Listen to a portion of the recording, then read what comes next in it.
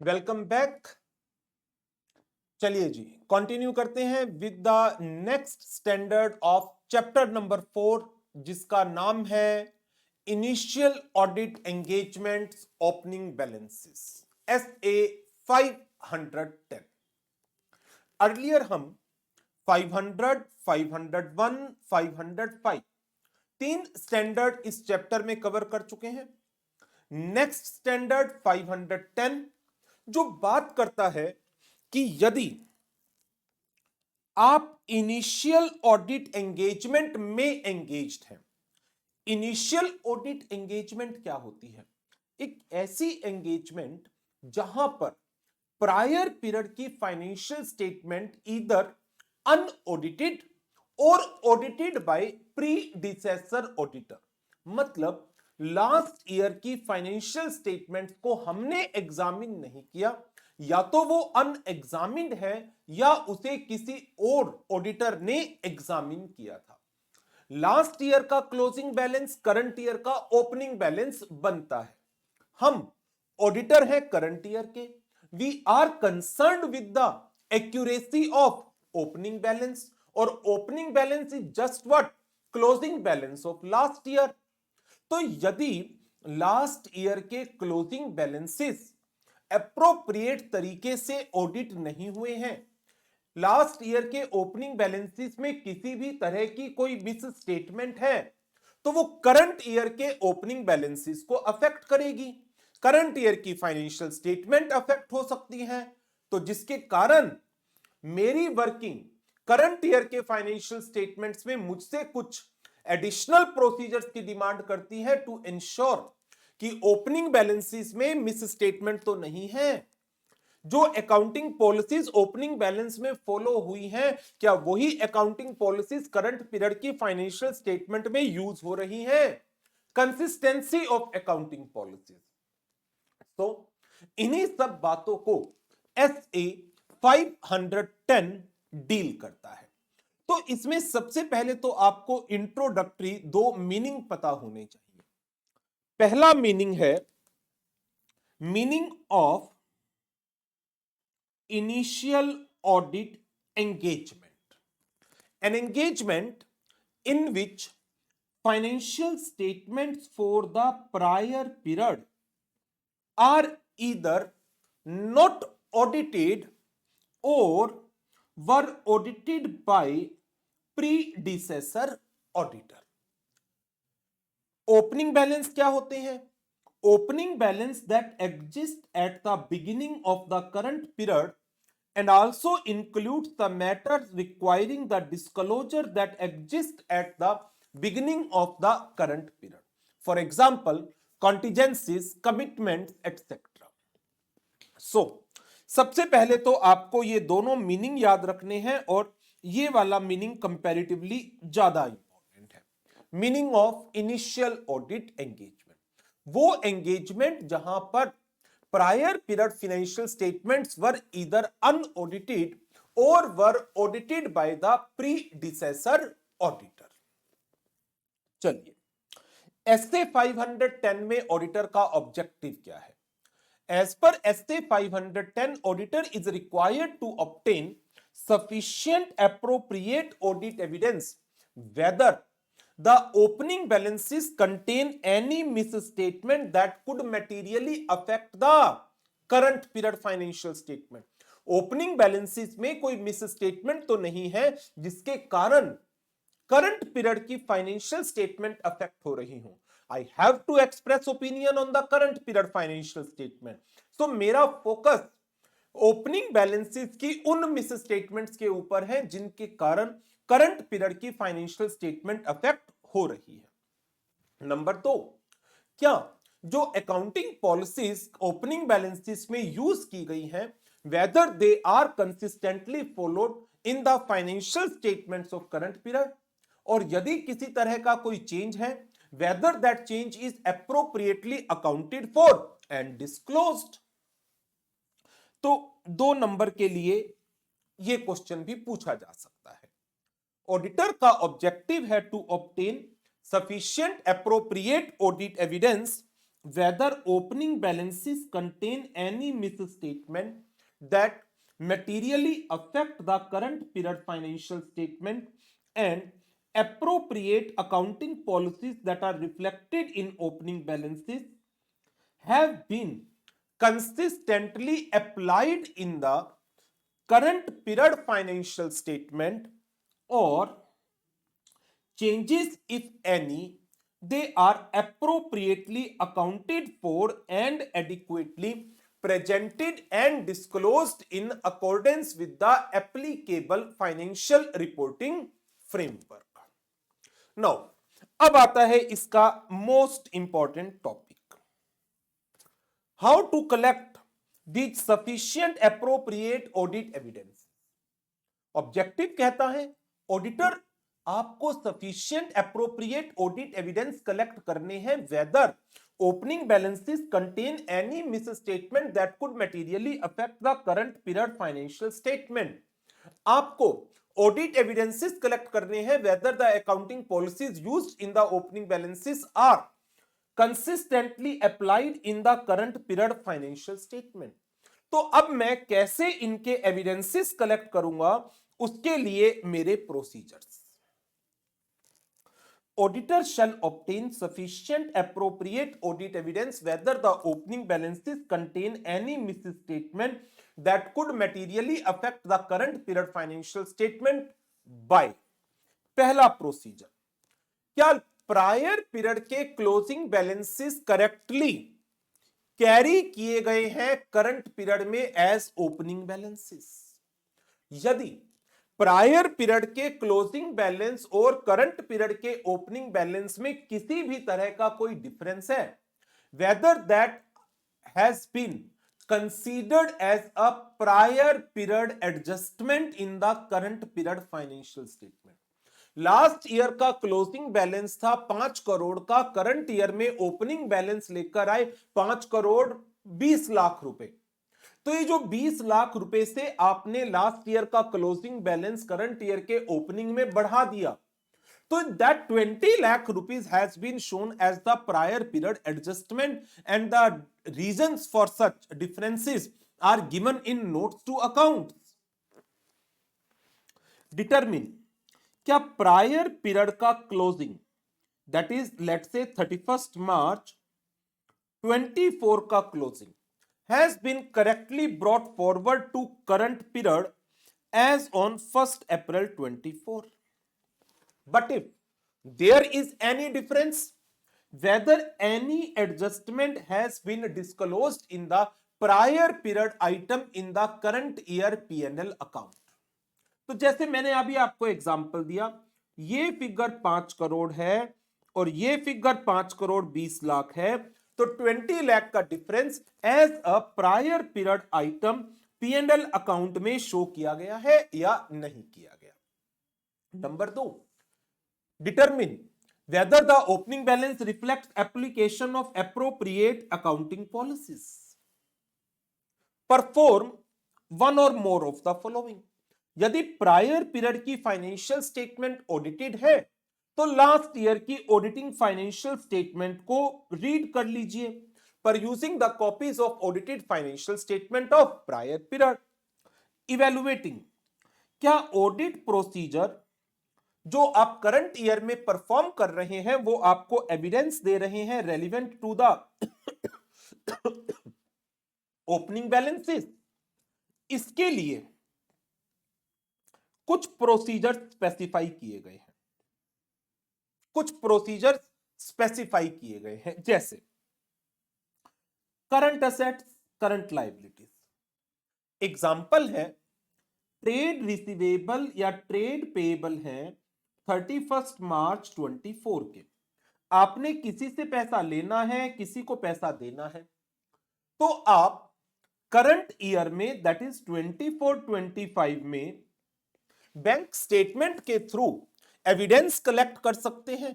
यदि ये चीज नजर आती है कि 24-25 में किसी पर्सन को पेमेंट की गई है या किसी पर्सन से अमाउंट रिसीव्ड हुआ है जो 24-25 की ट्रांजैक्शन नहीं है, तो इसका मतलब that was the closing balance as on 31st March 24. तो ये आपको एविडेंस प्रोवाइड करता है as to the existence, right, obligation, completeness and valuation at the beginning of current period, or you can say at the end of prior period. So any collection of opening receivable or any payment of opening payable provides the audit evidence as to the existence, right, obligation, completeness and valuation at the beginning of the period. In case of inventories,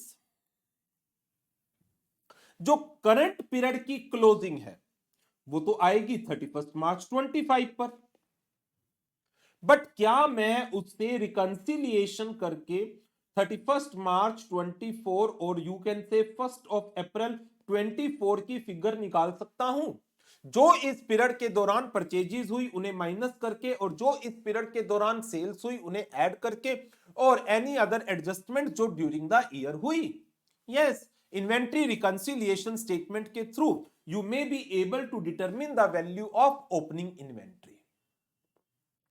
in case of inventories, current period audit procedures on the closing inventory provide the little evidence regarding the inventory at the beginning of period, and hence auditor may observe a current physical inventory count. आप 30 जून को कर रहे हैं तो ठीक है, 3 महीने बाद किया तो क्या यहां से आप इसे रिकंसाइल कर सकते हैं एज ऑन 1 अप्रैल 24? यस, किया जा सकता है. Perform the audit procedures on the valuation of opening inventory item. Perform the audit procedures on the gross profit and cut off. तो इस तरह से आपको कुछ प्रोसीजर्स परफॉर्म करने हैं.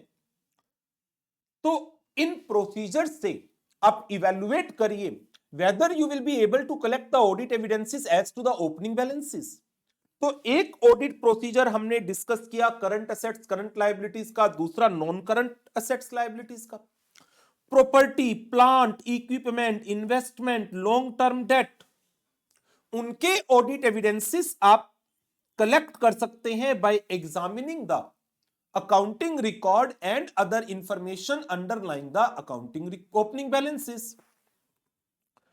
In certain cases, you may collect the evidences through the confirmation from third parties. Investments हैं, जिस एंटिटी में इन्वेस्टमेंट कर रखी है उससे कंफर्मेशन ले लो. कोई प्रॉपर्टी खरीदी है, जिससे खरीदी उससे कंफर्मेशन ले लो. बेची है, कंफर्मेशन ले लो. तो in certain cases, auditor may be able to obtain audit evidence regarding the opening balance through confirmation from the third parties. For example, for long-term debt and investments, confirmation may be obtained from the third parties. In other cases, auditor may need to carry out audit procedures. For example, कोई land and building है, उसके last year की जो property tax की receipts है वो check कर सकते हैं आप. इन्वेस्टमेंट के रिलेशन में कोई डिबेंचर्स हैं तो उसकी इंटरेस्ट इनकम चेक कर सकते हैं आप. So in relation to the balances that exist at the beginning of the period, some audit procedures may be perform. तो कुछ एग्जांपल्स दिए गए हैं करंट असेट्स के, करंट लायबिलिटीज के, नॉन करंट असेट्स के, नॉन करंट लायबिलिटीज के. So as a auditor, you need to evaluate whether by performing these audit procedure, auditor is able to collect evidences relevant to opening balance. Perform the specific procedures to obtain the evidence regarding opening balance. जैसे confirmation, it is a specific procedures. If auditor obtain the evidence that opening balances contains the misstatement that could materially affect the current period financial statement. Now अब क्या है, आपको additional audit procedures perform करने पड़ेंगे so as to determine कि ये जो opening balances की मिस स्टेटमेंट है ये किस लेवल तक करंट पीरियड की फाइनेंशियल स्टेटमेंट्स को अफेक्ट कर रही है। If auditor obtain opening balance that if auditor obtain audit evidence that opening balance contain the misstatement that could materially affect the current period financial statement, he shall perform additional audit procedure so as to determine the effect on current period financial statement. And यदि auditor ने final conclusion निकाल लिया that there are misstatements in the opening balances that could affect the current period financial statement, auditor need to communicate it to the management and TCWG with a request for the necessary correction. If auditor conclude that misstatement exists in the current period financial statement, communicate the misstatements with the management and TCWG। तो ये जो 4 point है आपके, rather 3 point, ये तीनों point important है। पहला point आपका क्या कहता है, आपको sufficient appropriate evidence affect collect करने हैं सो एज टू कंक्लूड क्या कोई मिस स्टेटमेंट है ओपनिंग बैलेंसेस में जो करंट पीरियड की फाइनेंशियल स्टेटमेंट को अफेक्ट कर सकती है। इसके लिए आप चेक करिए क्या प्रायर पीरियड के क्लोजिंग बैलेंसेस करेक्टली कैरी किए गए हैं इन the current period, and if any adjustment is there whether that adjustment has been disclosed as the prior period item in the current year P&L account, whether the opening balances reflect the application of appropriate accounting policies, pursues the copies of audited financial statement, perform the specific procedures to obtain the evidence regarding the opening balances, and if based upon the audit evidences that has been collected by the auditor is of the opinion that some misstatement exists in the opening balance, तो यदि misstatement exist करती हैं तो auditor क्या करेगा, क्या ये misstatement current period की फाइनेंशियल स्टेटमेंट्स को मैटेरियली अफेक्ट कर रही है। इसके लिए auditor is required to perform certain additional procedure, और यदि based on the additional audit procedure जो ऑडिटर ने परफॉर्म किए, auditor is of the opinion yes material misstatement is there in the opening balance, auditor need to communicate that material misstatement to the management and TCWG with a request for the necessary correction। और उस case में फिर SC 450 apply हो जाएगा आगे जाकर कि miss स्टेटमेंट को किस तरीके से डील करना है हमें। सबसे पहले आपको ओपनिंग बैलेंस का एंड इनिशियल ऑडिट एंगेजमेंट का मीनिंग याद रखना है। फिर एसए 510 के अंदर ऑडिटर के ऑब्जेक्टिव्स क्या हैं, देयर आफ्टर ऑडिट के प्रोसीजर्स एंड कुछ specific procedures for current assets and current liabilities, non current assets and non current liabilities. Last में आ जाती है reporting requirements.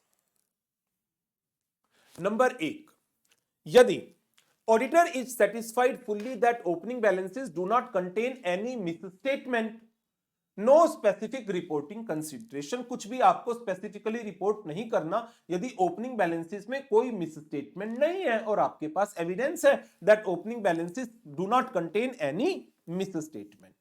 But if you are not been able to collect the evidences regarding the opening balances whether they are appropriate or not, तब management ने आपके ऊपर limitations लगा दी, कहा कि ये जो ओपनिंग बैलेंस है ये प्रायर पीरियड के क्लोजिंग है और प्रायर पीरियड के क्लोजिंग से आपका कोई लेना देना नहीं है, we will not provide you any information regarding that.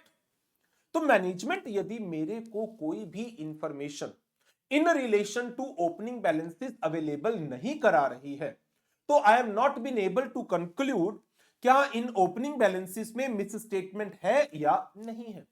तो ऐसी सिचुएशन में it is a limitation on the scope of my audit, ये मेरी ऑडिट के ऊपर एक लिमिटेशन लगाई गई है बाय द मैनेजमेंट। और ऐसी सिचुएशन में what I need to do, I need to modify my opinion either qualified या डिस्क्लेमर, डिपेंडिंग अपॉन परवेसिवनेस कितनी है ओपनिंग बैलेंसेस की। If auditor is unable to obtain the sufficient appropriate audit evidence regarding the opening balance, तो auditor qualified opinion देगा यदि opening balances are material but not pervasive. But यदि opening balance material as well as pervasive है, पूरी financial statement को as a whole represent करने की capacity रखते हैं, बहुत बहुत हाई वैल्यूज हैं ओपनिंग बैलेंसेस की, इन दैट केस और आप ओपनिंग बैलेंसेस को चेक नहीं कर पाए, इशू अ डिस्क्लेमर। तो ईदर क्वालिफाइड और disclaimer as per the requirements of SA 705। Now if auditor conclude that opening balances contain a misstatement जो मटेरियली अफेक्ट करता है करंट पीरियड की फाइनेंशियल स्टेटमेंट को, और उस मिस स्टेटमेंट को प्रॉपरली अकाउंट नहीं किया गया, एडिक्वेटली प्रेजेंट या डिस्क्लोज नहीं किया गया, auditor is having the evidences of miss statements in the opening balances that affect the current period financial statements, क्या करूं? Modify the opinion either qualified या एडवर्स। सबूत हैं आपके पास मिस स्टेटमेंट के, तो आप डिस्क्लेमर पर तो जाएंगे नहीं, ईदर क्वालिफाइड या एडवर्स, डिपेंडिंग अपॉन किस लेवल की मिस स्टेटमेंट है। यदि misstatement material as well as pervasive है तो आप एडवर्स ओपिनियन दीजिए, लेकिन यदि मिस स्टेटमेंट सिर्फ मटेरियल है बट परवेसिव नहीं है, in that case qualified opinion दीजिए, क्वालिफाइड ओपिनियन। तो ये है हमारा एक बहुत छोटा सा standard but important SA 510 initial audit engagement opening balances.